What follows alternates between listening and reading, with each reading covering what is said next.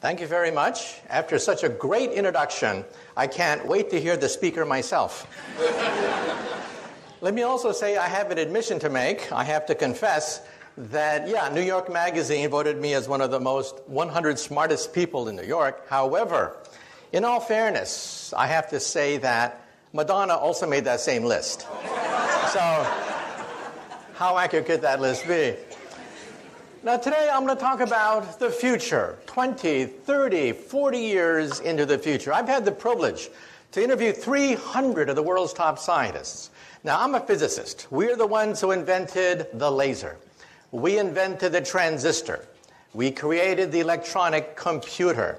We created television, radio, microwaves, MRI. We created the internet. We wrote the World Wide Web. And whenever we create something, we predict how our creation is going to proliferate through society. When we helped to invent the internet, one physicist made a prediction. He said that the internet will become a forum of high culture, high art, and high society. Well, today we know that 5% of the internet is pornography. But that's because teenage boys log on to the internet, not anyone here. Just wait till the grandmas and grandpas log on to the internet. Then 50% of the internet will be pornography. Let me also say that when I was just a little bit younger than you guys, I was fascinated by physics. For me, physics was the way to go. So when I was in high school, I went into my mom and I said, "Mom, can I have permission to build an atom smasher in the garage? A 2.3 million electron volt electron particle accelerator." And my mom looked at me and said, "Sure, why not? And don't forget to take out the garbage." So I took out the garbage and I went to Westinghouse and I got 400 pounds of transformer steel, 22 miles of copper wire, and I built a 2.3 million electron volt electron accelerator in my garage. The magnetic field was 10,000 Gauss. If you walked by the magnets, it was powerful enough to pull the fillings out of your teeth if you got too close to my magnets. Finally, it was ready. I plugged it into the wall socket. It consumed 6 kilowatts of raw electrical power. I can hear the crackling of all the capacitors. And then I heard this pop, pop, pop sound, and the whole house was plunged in darkness. I had blown out every single fuse in the house. My poor mom, she'd come home from a hard day's work, the lights would flicker and die. And then she'd say, "Where's the fuse box?" And then she'd say, "Why couldn't I have a son who plays baseball? Maybe if I buy him a basketball. And for God's sake, why does he have to build these machines in the garage? And hey, why can't he find a nice Japanese girlfriend? I mean, why does he build these machines in the garage?" Well, that machine got me into Harvard and began my career as a physicist. So today, I'm going to give you a guided tour of the future. However, there's a danger that sometimes we physicists know too much. Let me tell you a story, and then I'll begin. Over 200 years ago, we had the great French Revolution. And one day, there were 3 gentlemen about to lose their head to the guillotine. There was a priest, a lawyer, and a theoretical physicist, just like me, about to have our heads cut off. Well, they put the priest's head on the chopping block. And they asked him, "Do you have any last words before we cut your priestly head off?" And the priest said, "Yes, yes." He said, God from above, he shall certainly set me free." Well, all eyes were on the blade. They raised the blade. The blade came down, swish, and it stopped right before it hit the neck of the priest. Well, the mob had never seen this before.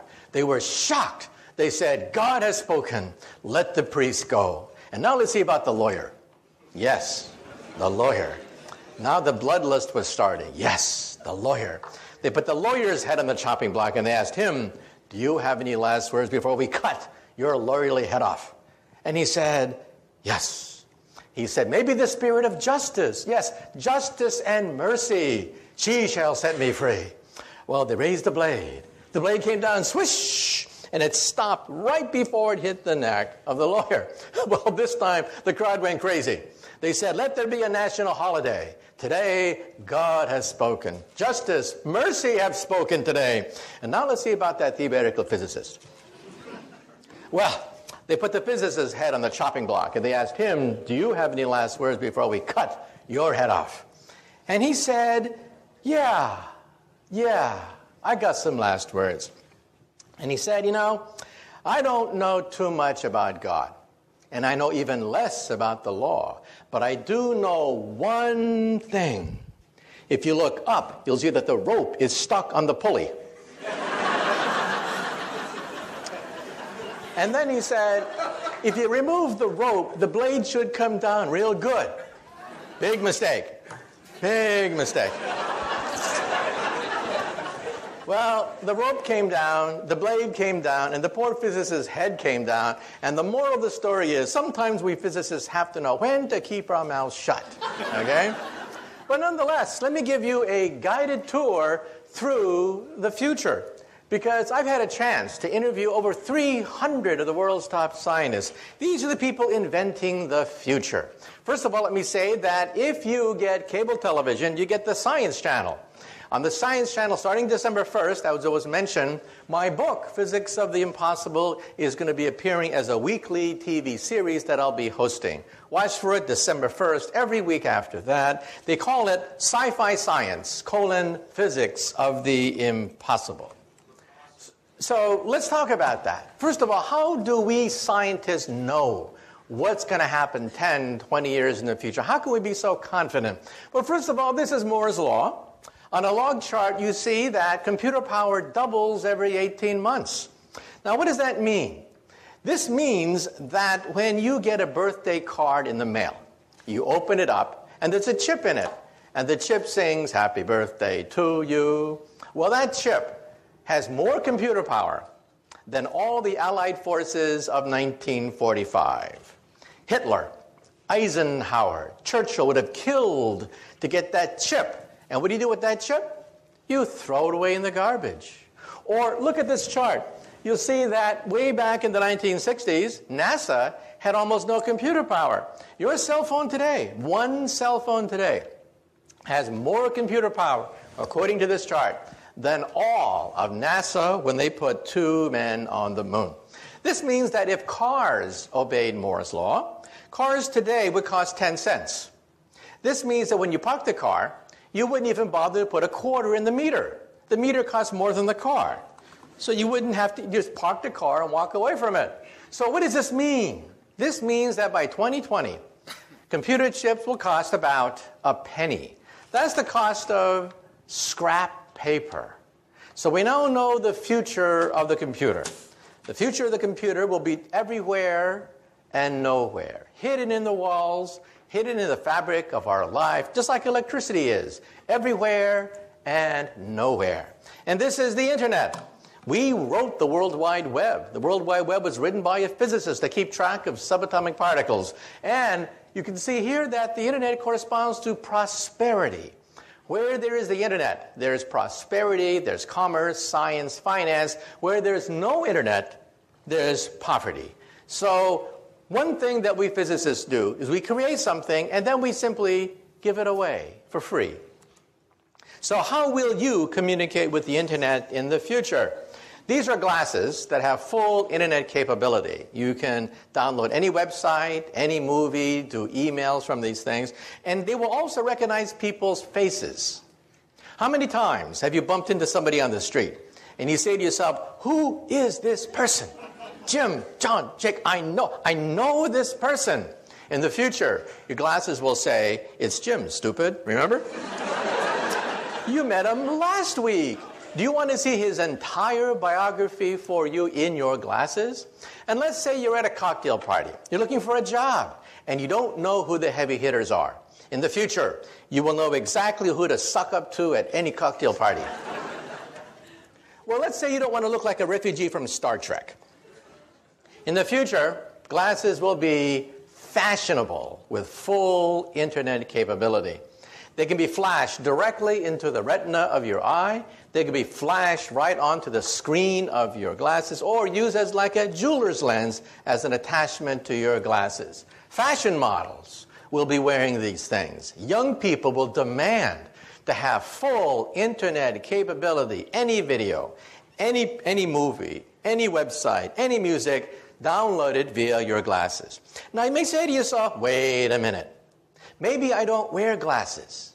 No problem. In the future, they'll be in your contact lenses. These are internet contact lenses that we physicists are trying to build. Imagine taking a final examination. Ha! Immediately the light bulbs begin to flash, right? Think of taking a final examination. You realize that in the future, professors are going to have to throw out their final exam because you can't simply record memorization on a final exam anymore.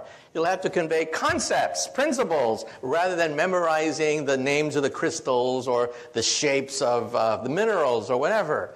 Imagine full internet capability in your glasses. Well, we physicists are working on this even as we speak. Imagine, for example, going to a foreign country. You bump into somebody and they start to talk to you in a foreign language. No problem. In the future, you will see subtitles. Subtitles of a foreign language in your contact lens. And let's say you visit the ruins of Rome. It's such a big disappointment. You read about the great Roman Empire, and then you see all that's left, almost nothing left of the empire. You go to the Roman Forum, and you only use imagination, thinking of Julius Caesar and Mark Antony at the Roman Forum. No problem. Your contact lens will recreate the full animation of the height of the Roman Empire as you walk through the ruins. This is called augmented reality, not virtual reality, a mixture of reality with animation, with subtitles, with translations. Let's say you're driving a car. Your contact lens will give you exactly how fast you're moving, how much gas you have, and will even point out landmarks as you are driving. GPS, all of that, without ever having to leave the steering wheel of your car. So this is what happens with Moore's Law. That computer chips will cost a penny, like electricity. They'll be everywhere and nowhere. When you walk into a room today, what do? You look for the light switch, right? The first thing you do is you look for the light switch. You assume the walls have electricity, even though it's invisible. In the future, when you walk into the room, the first thing you will do is look for the internet portal. You will assume the room is intelligent. So this is your cell phone of the future. This is how you will communicate with others. One screen for any video, one screen for any website, one screen for any movie that's ever been done. You'll access the entire database of the planet Earth almost for free. And let's say you have a BlackBerry.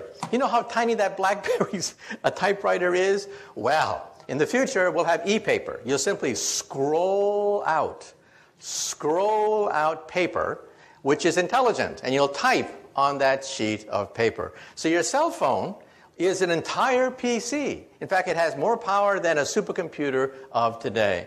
In fact, wallpaper will be so cheap that when you put up wallpaper, it'll be intelligent. Wallpaper will be as intelligent as your computer today. This is your living room of the future. This is how you will communicate with people. Let's say you're on a college campus, and let's say it's Friday night, and you do not have a date. We all know what you do. You get stone drunk. In the future, you'll go up to the wall screen, and you'll say, "Mirror, mirror on the wall, who's available tonight?" The wall screen will then contact all the other wall screens that are out there. The wall screen knows exactly the kind of person you like, physical characteristics, age, whatever, and hook you up to whoever else is looking at their magic mirror and saying, "Mirror, mirror on the wall." Then you'll go out and have some fun, come back to your apartment, and then you want to see a movie. So you'll say to the wall screen, "Mirror, mirror on the wall, we want to see Casablanca, except remove Humphrey Bogart's face and put my face instead. And remove Ingrid Bergman's face and put my date's face instead." Now, some people are a little bit afraid of this, but realize that when the internet was first created by we physicists, it was male, it was hierarchical, it was to dominate over the Soviet Union. Why did the Pentagon give us millions of dollars to create the internet? It wasn't so that you could email your friends. That's not why we physicists created the internet. It was created to dominate a nuclear war with Russia so we can communicate and rebuild America after New York City is in ruins, Los Angeles, Chicago are vaporized. That's how we're going to recreate America after World War III. Today, the internet is female. 51% of the users of the internet are women, and they use it to touch people. That's what it's all about. Technology looks frightening when you don't know it. But then you realize the whole purpose of the technology is to be female, to touch people, make contact with people. So the internet has flipped from being a war-fighting device to be a device that allows you to communicate to all your friends. That dog, for example, on the left, is a cyber dog. It doesn't really exist. It babysits your kids, runs, barks. That dog does everything except pee on your carpet. Let's say it's Thanksgiving time and you're lonely because one son's in Australia, another one's in Russia, another one's on the South Pole. No problem. You'll all gather around your all wall screens. You'll put on your contact lenses and you will see everybody around the dinner table as you carve up the turkey in cyberspace. Also, we're putting chips everywhere. Chips are going into toys now. Toys are becoming intelligent. This is causing a problem for the English language. A contradiction in terms called smart Barbie dolls. Another contradiction in terms is Microsoft Works. That is also a contradiction in terms. So again, any technology looks frightening when you first see it, and then you realize, hey, the whole purpose of this technology is to touch someone, to reach out and to touch people. This is your office of the future. Today, of course, your office is built around the PC. But why should that be? The PC of the future will disappear. The future of the computer is to disappear. Electricity has disappeared. We no longer see electricity. Intelligence will also disappear into the fabric of our lives. These are scrap computers. This is your office of the future. You'll scribble on a sheet that has full word processing capability, paint capability, and then you'll throw it away. And as you go from room to room, the files move with you. Your files are more important than the computer. The computer only costs a few pennies, after all. In fact, when you go shopping, today you have a barcode whenever you buy something. In the future, instead of having a barcode, it'll have a chip. The chip will cost less than the barcode of the future. And so this is how you will move from office to car, car to home, home to office. The software follows you seamlessly everywhere you go. This is your cubicle of the future. This is how you will operate. And like I said before, if you don't like to be in a cubicle, you just talk to the wallpaper. The wallpaper is fully intelligent with a screen, what have you. This is the car of the future. I had a chance to drive this car. This car has no driver. It is a driverless car. These cars have now driven hundreds of miles in the Mojave Desert without a driver. GPS is the secret to allow this car to drive. And for the Discovery Channel, they put me in the driver's seat. I started to drive the car, and then I went like this. Try to drive like this next time. This means that traffic accidents could disappear from the English language. Traffic jams, traffic accidents could disappear as the cars literally drive themselves. And let's talk about health. Health is going to be turned upside down. First of all, when you go to the doctor, your doctor will be in your toilet. You'll go to the doctor 3 times a day. The doctor will analyze your body fluids, and it will tell you that you eat too much animal fat, too much salt, too much sugar in your diet. Isn't the future wonderful? Even your toilet will tell you that you have an unhealthy diet. Well, ladies and gentlemen, this could be the cure for cancer. Because today, if you feel something in your breast, it's too late. It's really too late. You have 10 billion cancer cells growing inside your breast. Surgery is required almost immediately. In the future, when you go to the toilet, your toilet will analyze proteins emitted from cancer colonies of maybe 100 cancer cells, not 10 billion, but 100, and tell you, oh, by the way, you'll have breast cancer in 10 years. Well, watch out, but no rush. And there'll be chips scattered throughout your bathroom, which will analyze DNA. How do we know this? Because my friends are building these chips. They're called DNA chips. Chips that allow you to scan DNA within a matter of minutes. So even as you're going to the bathroom, combing your hair, what have you, your bathroom is giving you a complete medical examination. And we now know that DNA is computer tape. Instead of zeros and ones, zeros and ones, zeros and ones, we have ATCG, ATCG. And we can read computer tape just like we read DNA. So how will we do it? Every time you blow in a glass, you leave DNA there. It will sample the DNA and scan for all your genes. I had my genome scanned. Most of my genes have been scanned, put on a CD-ROM, which I then showed to the camera. Realize that you will have this very soon. To have all your genes read today costs $50,000. Within a few years, it'll be down to $1,000. And perhaps in 10 years, it'll be maybe $100. This is your owner's manual. In your home, you have an owner's manual for your VCR, your iPod, your computer, your TV set. You have an owner's manual for everything except one thing, your body. This will be your owner's manual. In fact, when they scanned my DNA, they even told me where my ancestors came from 20,000 years ago. So I now know my family lineage out to 20,000 years. So what will it be like to go to the doctor's office? We will not only scan your DNA. If we find something wrong with an organ, we will replace it and grow another one.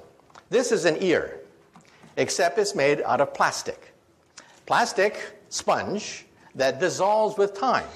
We take some cells from your ears, seed it into this ear, and it grows. It grows, leaving a perfect ear. Then the plastic dissolves with time because it is biodegradable.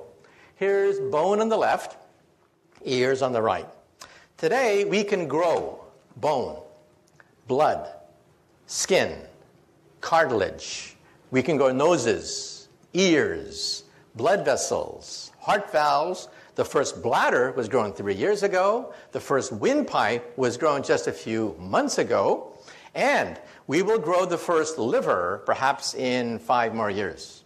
So for you alcoholics in the audience, there's hope. If you can hold on for 5 more years, you may be able to have your own liver. So let's now have the first DVD where we're now going to go into the hospital of the future. What it will be like if we can grow organs by seeding it with cells. What will it be like if surgery is done in 3 dimensions? So let's have the first video from the Discovery Channel, a program that I hosted called 2057, 50 years from now.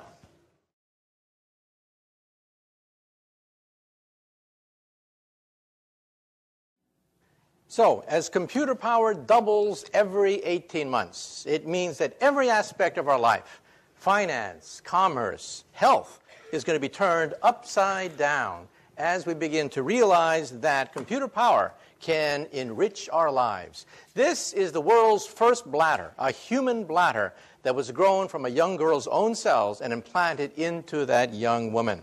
That was 3 years ago, a development at Wake Forest University where we changed history. And within 5 years, we hope to have the first pancreas, the first liver, perhaps even the first kidney. These are the frontier organs that are now being looked at to be grown in the laboratory. The first windpipe was grown just 3 months ago, and in mice, we actually grew an entire heart. An entire mouse heart was grown just last year. And how is it possible? Because computer power means that we can sequence genes, we can put doctors in touch with each other. It has accelerated medical advances. And now, let me say a few things about artificial intelligence. One day, will we have robots, the robots that we see in science fiction? Well, this is Asimo. Asimo is the world's most advanced robot. Asimo can run, Asimo can walk, climb up stairs, Asimo can dance. In fact, Asimo can dance better than me. I had a chance to meet Asimo, and the question is, how smart is our most advanced robot? And can these robots even have emotions so that we can bond with them? Let's have now the second video where we will now go to Tokyo. We're now going to go to Tokyo and meet the world's most advanced robot. And the question is, well, one day, will they become smarter than us? Well, one day they put us in zoos and throw peanuts at us and make us dance behind bars? Well, let's conceive robots.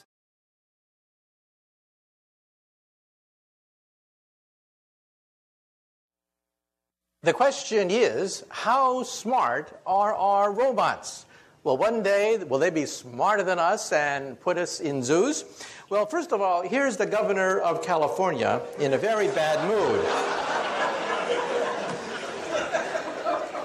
So, well, one day, will we have to deal with mad governors? Well, let's take a look at Asimo. You saw Asimo, the world's most advanced robot. How smart is Asimo? Well, let me tell you. Asimo is as smart as a cockroach, a retarded cockroach, a stupid, lobotomized, retarded cockroach. Asimo takes about 6 hours to walk across the room. Every movement pre-programmed. That scene that you saw took 3 hours. Took 3 hours for us to program every single move of that robot.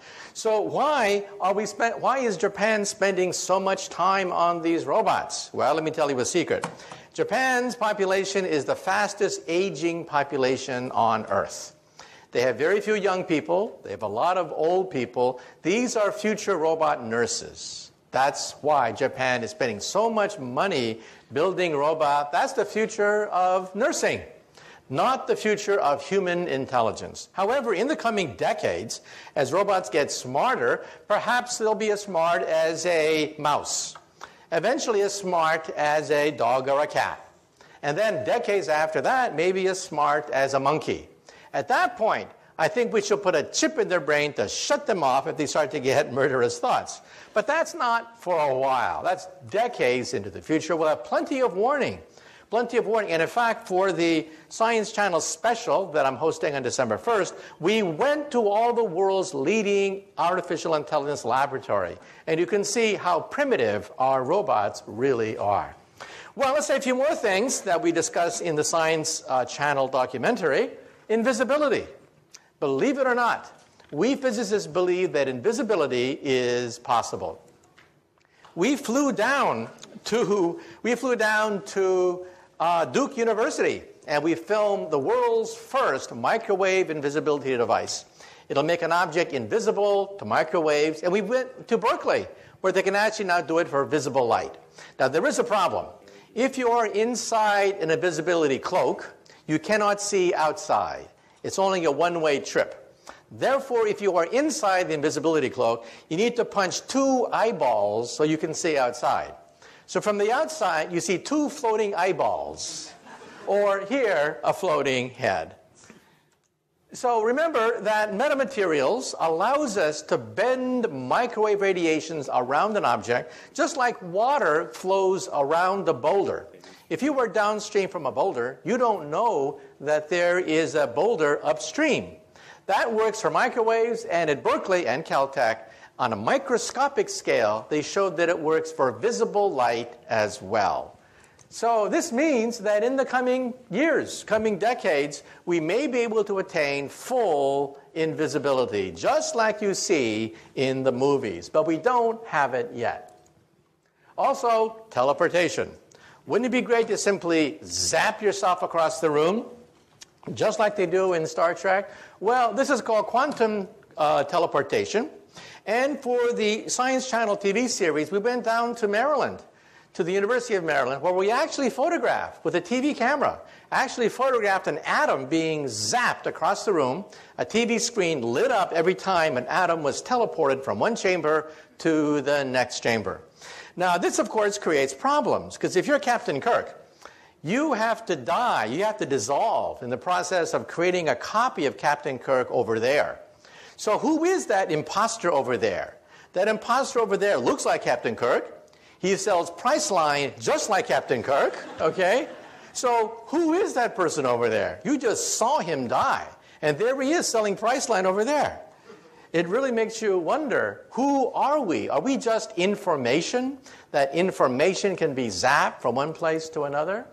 And believe it or not, telepathy is coming faster than you think. We taped this again for the Science Channel special, 12 episodes, 30 minutes apiece, starting December 1st. Here's how it works. This is Brown University, where we have a stroke victim on the lower right. He is paralyzed. He cannot move. He cannot communicate with his loved ones. He is a quadriplegic, a stroke victim. On the upper left is a chip.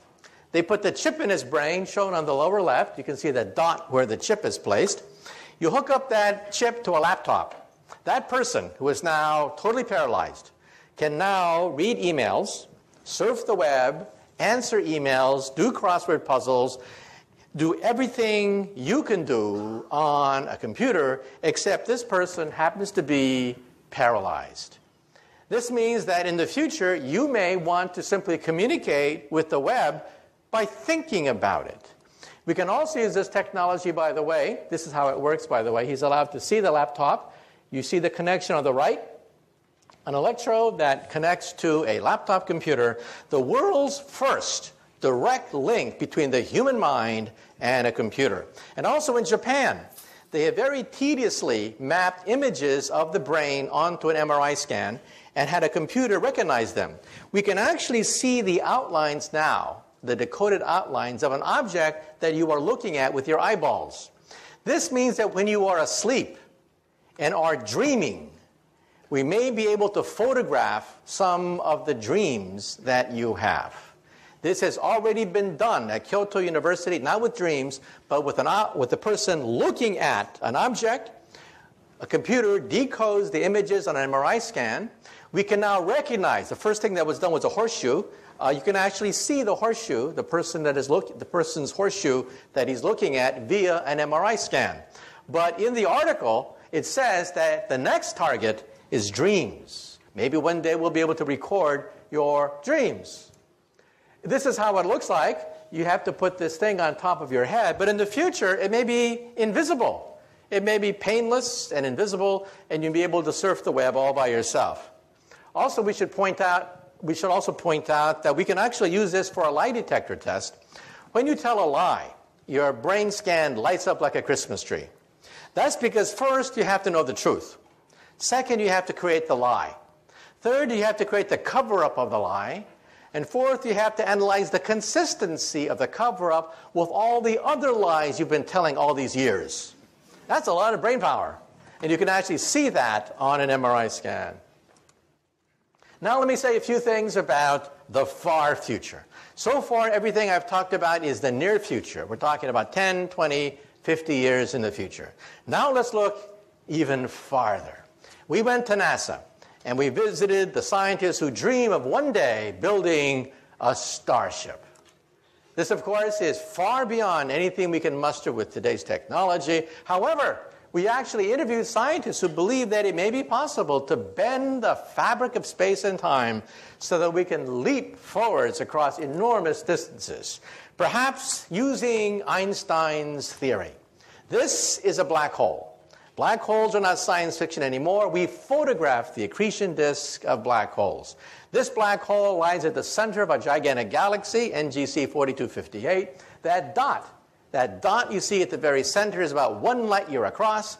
In the inside of the dot is a raging black hole.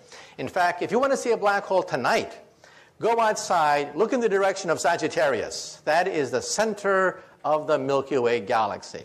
There's a black hole there, which in some sense lies at the center of our galaxy. So kids ask the question, if the moon goes around the Earth goes around the sun, then what does the sun go around? Well, we know the answer to that. The sun goes around a black hole in the constellation Sagittarius at the center of the Milky Way galaxy. Now, if you look at that black hole, it's rather disappointing. Dust clouds obscure the galactic nuclei. If you could somehow remove the dust clouds, then you would see a fireball rise every night, perhaps rivaling the moon in brightness, with a raging black hole at the center. Unfortunately, dust clouds prevent us from seeing this huge fireball that by rights should be illuminating the night sky. And if you have wormholes, perhaps one day you may be able to even bend the fabric of time itself. This, of course, takes us into science fiction, but actually we do have a theory of time travel. Now, some of you may say to yourself, well, I've seen these time travel movies. I know what happens if you go backwards in time and meet your teenage mother before you're born, and your teenage mother falls in love with you. Well, you're in deep doo-doo if your teenage mother just fell in love with you before you are born. Now, if you think you're so smart, let me give you the mother of all time travel stories and see whether you can figure this out. Let's see whether you're smart enough to figure this one out. The year is 1945. A stranger comes in from the darkness carrying a baby girl that he leaves at an orphanage. Well, the nuns find this baby girl. They don't know where the baby girl came from, so the nuns call her Jane. And Jane grows up as an orphan, wondering, who is my mother? Who is my father? Well, when Jane is 17 years old, she's a beautiful young woman, and then she has her first boyfriend. A drifter comes drifting into her life, but it was not meant to be. They quarrel. She argues with her boyfriend, and it's a very sad story. First, she finds out that she's pregnant. Her boyfriend has left her. She's abandoned and pregnant. She's rushed to the hospital 9 months later. She delivers a beautiful baby girl, but somebody that night breaks open the window of the hospital, kidnaps Jane's baby girl, and leaves in the darkness. Well, it's even worse than this. Jane is bleeding very rapidly. She's going to die. The doctors have to perform an emergency experimental operation. They have to change Jane into Jim. Well, Jim wakes up the next day with this huge headache, and he's told the bad news. First, the boyfriend left her pregnant, somebody stole her baby, and now she's not even Jane anymore. She's Jim. Well, Jim grows up and becomes a barroom drunk. Every time someone says, who are you, Jim? Where did you come from? Who was your mother or your father? Well, finally, Jim one day is once again stone drunk at the bottom of a bar after a bar fight. But the bartender comes up to him and says, Jim, wake up. You see, I'm not really a bartender. I'm a time traveler. Come into my machine and let us find out who is this Jim/Jane. So they go back, way back into the past. So poor Jim, he doesn't quite know where he is in the past. But suddenly, he meets this beautiful 17-year-old girl. And it's love at first sight. But it was not meant to be. They quarrel. And then Jim finds out that his girlfriend is pregnant. And then Jim says to himself, oh my God, history's repeating itself. This happened to me. Well, I'm going to make sure that my baby gets the best education possible. That night, 9 months later, Jim goes to the hospital, breaks open the window, kidnaps his own precious baby girl. And then Jim and his baby girl go back into the time machine. Again, way back into the past, until it is 1945. It is a dark and stormy night. Jim comes in from the darkness carrying his precious baby girl that he drops off at an orphanage. Well, the nuns don't know what to do with this baby girl they find the next day, so the nuns call her Jane. And Jane grows up wondering, who is my mother? Who is my father? I was left as a foundling on the doorstep of this orphanage. Well, Jim finally gets it together. Jim says, I don't want to be a drunk all my life. I'm going to join the Time Travelers Corps. So Jim has many heroic exploits in the annals of time. Now Jim is an old man. He says to himself, I've had a good life, but I want one final mission. For my last mission in time, I'm going to go backwards in time, put on a wig, to impersonate a bartender, to meet a certain barroom drunk who just got into a fist fight because someone said, who are you, Jim? Who is your mother? Your father? Now for 10 points, who can tell me? Who is Jim's mother? Father, son, daughter, granddaughter, grandfather, great-great-grandfather, in the back. Yeah, Jane is a family tree unto herself. Can you imagine a family get together and they get into a food fight and someone says, you did this to me. No, you did that to yourself, okay? Well, we physicists think about this. This is a wormhole. This is what I do professionally. I work in something called string theory. I'm the co-founder of string field theory. And we think that perhaps the fabric of space and time can be bent. In which case, perhaps you may, just may, be able to go backwards in time. However, the energy necessary for this is the energy of a black hole. So this is not for us anytime soon. However, 150 years ago, there was a gentleman in England, a mathematician at Oxford University, who wrote the first book on wormholes. Who was this professor of mathematics at Oxford University? Does anyone know the name of this Oxford University professor? His name was Professor Charles Dodson. He could not write under his real name because he was an Oxford professor. So what did he create? A pseudonym, Lewis Carroll. This is the world's first representation of a wormhole in the English language, written by a distinguished professor of mathematics at Oxford University who wrote under a pen name, Lewis Carroll. In fact, Queen Victoria was so enchanted by Alice in Wonderland that she wrote Professor Dodson a letter. Queen Victoria said, please, please, please, give me your next book, which he did. It was a treatise on higher mathematics that he sent to Queen Victoria, okay? So now let's say a few things. Some people say that, well, if this is for the future, let's talk about the future, far future. When we physicists look in outer space, we don't look for little green men. When we look in outer space, we look for type 1, type 2, and type 3 civilizations. A type 1 civilization has the power of an entire planet. They are a planetary civilization. They harness the weather. They can play with thunderstorms. They play with hurricanes and volcanoes. That's type 1. Type 2 is stellar.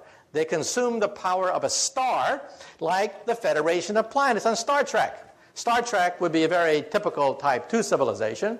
Type 3 controls the power of an entire galaxy, like the Empire of Empire Strikes Back. Once they had William Shatner on StarTrek.com, and he was answering all the questions of the Trekkies. The Trekkies would ask William Shatner questions like, what is the fourth dimension? What is antimatter? What is a black hole? And William Shatner was getting more and more frustrated. The people at StarTrek.com said, finally, he got so frustrated, he pounded on the desk, and he said, damn it, I'm an actor. I'm an actor. I know nothing about Star Trek. I mean, about the fourth dimension, antimatter. Get a physicist. Ask me about Priceline. Anything. So they had me on later, and I had to answer all the questions of a Trekkie. Well, Star Trek is a type 2 civilization. They can barely harness the power of a star. This is type 1. A type 1 civilization is planetary. In about 100 years, we will be a type 1 civilization. What are we today? We are type 0. We don't even rate on this scale. We get our energy from dead plants, oil and coal. This is type 2. Type 2 is stellar. They control the power of a star. They are immortal. Nothing known to science can destroy a type 2 civilization. Even if their mother's star goes supernova, they can simply leave or just move the planet. And this is type 3, where they can actually play with black holes. I once gave this talk in London at the planetarium there, and a little boy comes up to me, about, age 10, real pest. He comes up to me and he yanks on my pants, and he says, Professor, you're wrong. There's type 4. And then I looked down on this little 10-year-old boy, and I said to him, shut up, kid. Why don't you go play in traffic? There's a nice intersection over there. And he wouldn't go away. He just kept yanking on my pants, and he said, Professor, you're wrong. There's type 4. And I said, look, kid, there are planets, stars, and galaxies. That's it. So any advanced civilization would have to be planetary, stellar, or galactic. And he insisted, you're wrong. There's the power of the continuum. Now, any Star Trek fans out there? What civilization harnesses the power of the continuum? The cube. Very good. Now, if you did not understand what just transpired, get with the program.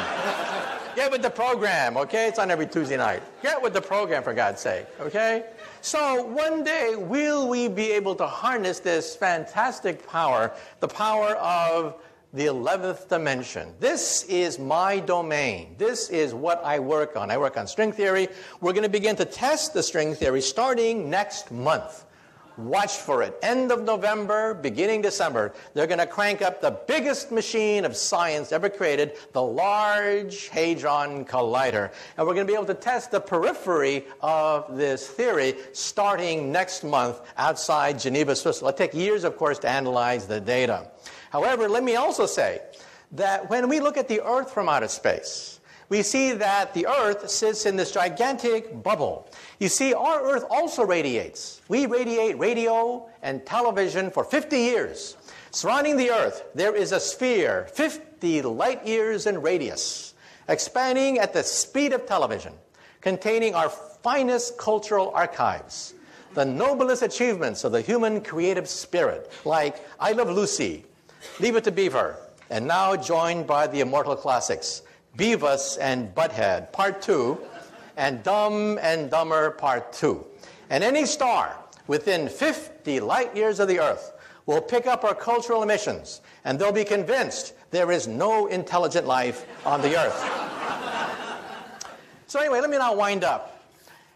A few years ago, I spoke at the Einstein Centennial, a great honor, but my favorite Einstein joke is as follows. When Einstein was an old man, he was tired of giving the same talk over and over again. So one day his chauffeur came up to him and he said, "Professor, I'm a chauffeur, but I'm actually a part-time actor. I've memorized your talk. I've heard it so often. I've memorized it. So why don't we switch places? I will put on a mustache and a wig, and I'll be the great Einstein, and you can be my chauffeur and take a break." Well, Einstein loved the joke, so they switched places. So the chauffeur gave these talks all over the world, these fantastic talks with all the theatrical flourishes. Well, one day, a mathematician in the back asked a very difficult question. And then Einstein thought, oh, the game is up. But then the chauffeur said, "That question is so elementary that even my chauffeur here can answer it for you." Okay, thank you very much. Thank you very much. It's been a great audience. Thank you. Thank you. Oh, yeah, thank you, question. Yeah. A few questions.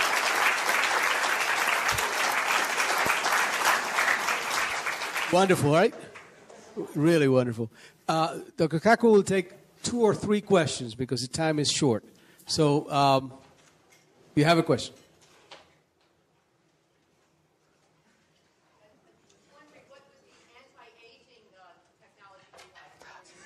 Okay. Let me say 2 things. I have a whole chapter in my book, Visions, about the aging process. First of all, if you go to a drugstore, you see all this advertisement, anti-aging this, take 10 years off your face, 10 years that. How can the FDA allow all these fraudulent claims to being made? So I actually interviewed an FDA official. He said, the Food and Drug Administration can only monitor things that penetrate the skin. Medicines that penetrate the skin. Anything that does not penetrate the skin, they cannot monitor. But then, if it doesn't penetrate the skin, it doesn't work. So in other words, you can only lie through your teeth as long as it doesn't work. Let me repeat that again. According to federal law, you can make any statement you want about take life, take 10 years off your face, whatever, anything you want, as long as it doesn't penetrate the skin, as long as it doesn't work. Now, let me tell you the science. We went to MIT and we interviewed the discoverer of a rather important gene that's creating headlines. Oprah Winfrey devoted a show to it. 60 Minutes devoted to a show to it. It's called SIR2. It is a gene and a protein that seems to mimic caloric restriction. Now, there is one and only one way of multiplying the lifespan of an organism, all the way from yeast cells, spiders, insects, mice, rabbits, dogs, cats, monkeys were analyzed, and the results came out front page of the New York Times about 2 months ago. If you starve yourself and consume 30% less calories, you live 30% longer. Now, how many of us want to starve ourselves? But the genetic mechanism of that is gradually being worked out. It turns out that the human body, or any organism, has 2 choices. One is, if you undergo famine, you have to hunker down, eat less, lower metabolism, and just ride out the famine. The other one is consume all you want and have children. So a body has two choices. Animals mostly suffer famine. Famine is a normal state of most animals. So animals do this all the time. They hunker down, eat less, reduce metabolism, and ride out the period of famine until they can gorge themselves and have children. Well, you found the gene, SIR2, which actually mimics that behavior without having to starve yourself. Now, is it the fountain of youth? I interviewed the guy who discovered it, and he said, no. Don't believe the hype. However, he said, once we do find the fountain of youth, it may be part of it. So the point I'm raising is we're now working out the genetics of the aging process. Did you know, for example, that some animals don't die? Crocodiles, alligators, flounders, they just keep getting larger. They don't die at all. They're just as vigorous at 70 as they are at 5. So how come your textbook says that crocodiles die at age 70? That's because the zookeeper died at age 70, okay? Crocodiles just keep on going. They have no known finite lifespan. They simply get bigger. So in the animal kingdom, you know, it's not necessary to die or age. They just keep getting bigger. That's why you don't see gigantic crocodiles, is because they die of starvation, accidents, or disease. But they have no finite lifespan. So it's not necessary to die. They're just as vigorous with no aging. So the short thing of it is, A, it's still a long ways to go. However, B, we scientists are now seriously looking at the possibility of retarding the aging process. We do not, I repeat, not have the fountain of youth. However, as one scientist said, I regret the fact that my generation may be the last generation to die. Well, I think that's an exaggeration. I think people will be dying for quite a while into the future. But it does mean that real progress is being made in the aging process, which is something I could not have said a few years ago. How about you? Your desire to prove Einstein's theory correct. How close are you? Well, we want to go beyond Einstein, because Einstein's theory breaks down at the center of a black hole and at the instant of creation. Einstein's theory makes no sense whatsoever. We need a higher theory. The only higher theory which includes the quantum theory and Einstein's theory is string theory. It is the only game in town. Some people say, well, if I don't like string theory, give me an alternative. And the answer is, there is none. It is the only game in town. You either work on string theory or you just work in the wilderness. So next month, we're going to begin to crank up the Large Hadron Collider.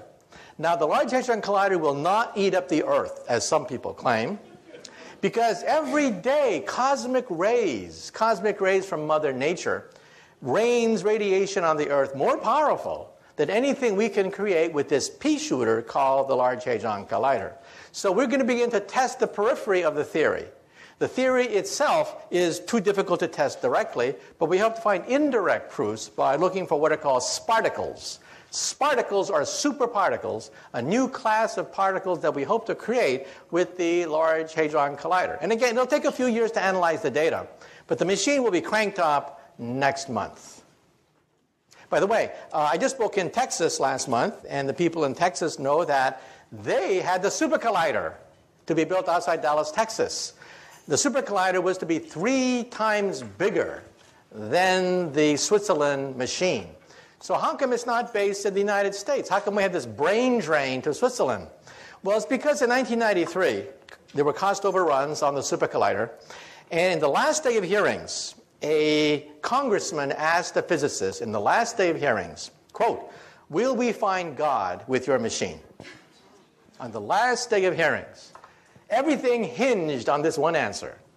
So the poor professor of physics said, we will find the Higgs boson. At that point, you could hear all the jaws hit the floor of Congress. $11 billion for another goddamn subatomic particle. The vote was taken the next day, and our machine was canceled. And that's why we have this brain drain to Switzerland right now. Since then, we physicists have been replaying that question over and over and over again in our minds. How should we have answered that question? Well, I would have said this. I would have said God, by whatever signs or symbols you ascribe to the deity. This machine will take us as humanly possible to his or her greatest creation, Genesis. This is a Genesis machine. It'll recreate on a tiny scale the most momentous event in the history of our universe, its birth. Instead, we said Higgs boson, and our machine was canceled. I should hope that the next time we get asked that question, we think about the answer a little bit more. Okay, one last question. Last question. About right there. I'm curious about ethics, and I wonder if, you seem like a really smart person, but some of that technology you described at the beginning in the hands of some not so intelligent people seems like you could set up a big brother situation very quickly, like the doctor in my toilet. Okay, first of all, when people ask about 1984, I had a chance to go back to 1984, rereading it again when I was writing my book, Visions. And I realized something. The Internet could have been a device like what happened in 1984. A device which monitors everything, knows everything. However, an event happened, and that is the Soviet Union broke up. The Internet was a war-fighting machine. Secret, for the most part, devised by military scientists, used by physicists like myself. But after the breakup of the Soviet Union, the National Science Foundation did something rather momentous. They gave it away for free. For free, they gave it away. Today, it is impossible to recreate 1984 because the Internet is everywhere. If the President of the United States were to try to ban the Internet, the reaction would be laughter. People would just laugh at him. It's unstoppable. So I think 1984 is not possible. However, there was another book written around that time. And that other book was called Brave New World by Aldous Huxley. That's a book that we really do have to worry about.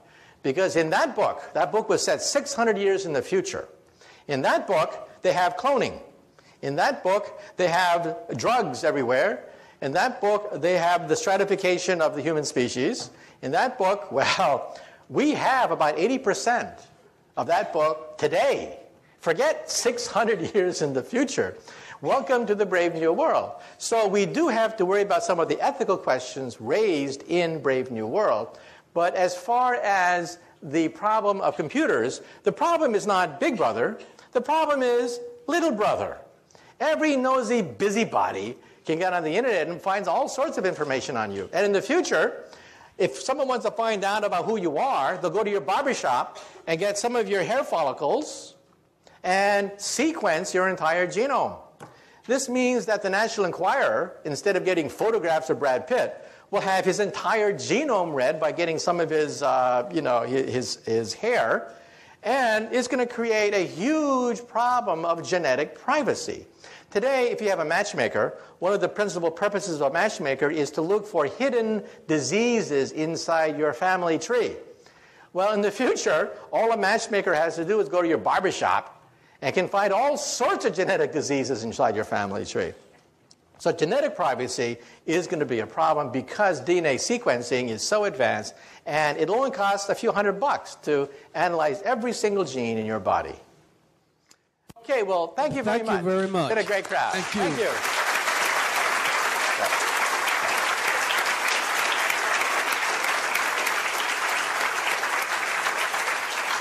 There are some refreshments outside, and I'm certain that if we do not overcrowd him, we might be able to have some contact or some personal discussions with Dr. Kaku. Thank you again for coming. Okay.